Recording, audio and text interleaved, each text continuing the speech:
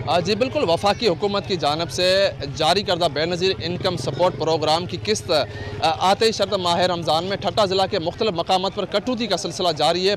1000 से 1500 रुपये तक नाजायज़ी डिवाइस माफिया की जानिब से कटौती की जा रही है।